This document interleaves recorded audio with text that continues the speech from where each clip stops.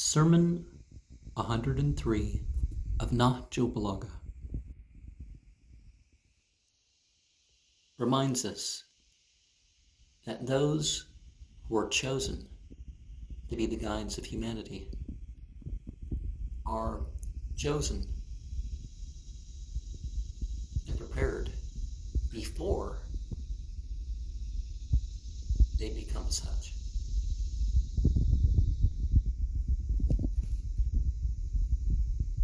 Muhammad was sent to encourage and discourage.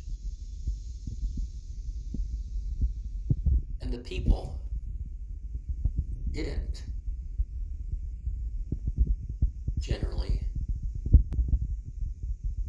experience how wonderful the world was, except as the result of discipline. There was a time when al-Muslimin had the upper hand, that they avenged and were avenged for. The best thing to witness is virtue. And the best of perception is the perception that has been used to guide the self.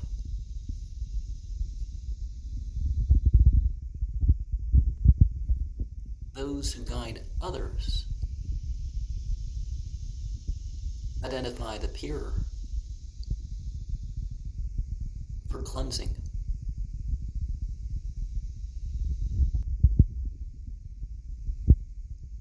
And shine forth beyond just being pure.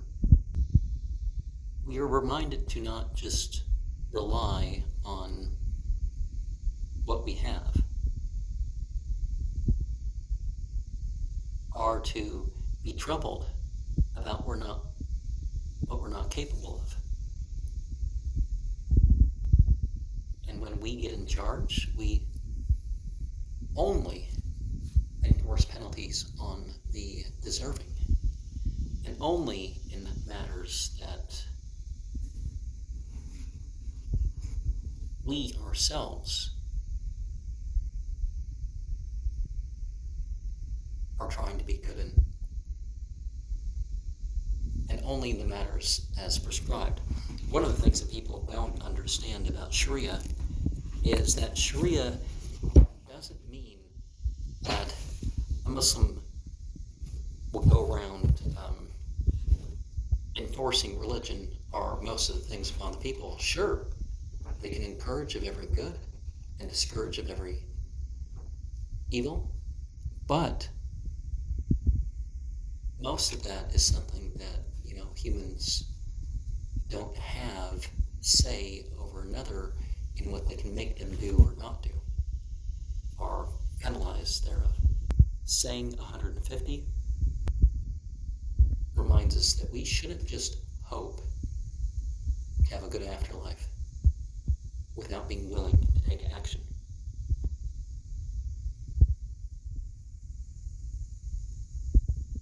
And we shouldn't be like the ascetics that really hanker after this world for the world. We shouldn't be like those who sit around begging for what we can make the effort for ourselves. In my country, there's a lot of talk about universal basic income, like those in need aren't the ones to give charity to. It's to, divide unto everyone. Now, fair wages would accomplish a lot, but the thing is that we should love what's virtuous. It's not about rich or poor, and we should hate what's wrong. And if we don't like death, it's because of our own failings, so we need to deal with our own failings. So the idea of death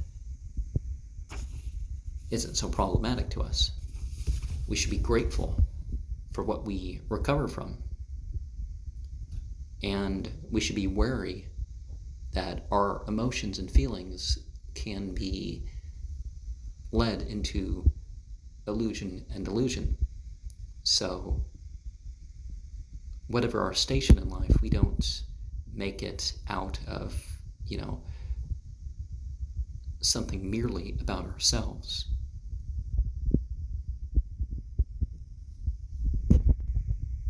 That we should be more about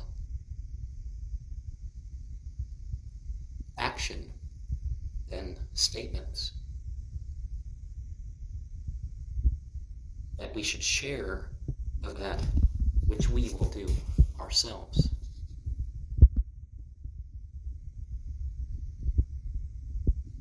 And we should obey others when, we're called to do something good. Saying 151 reminds us that regardless of our end, and that could mean our status, our, just the way we die, everyone's going to go through that. So it's not like saying 152.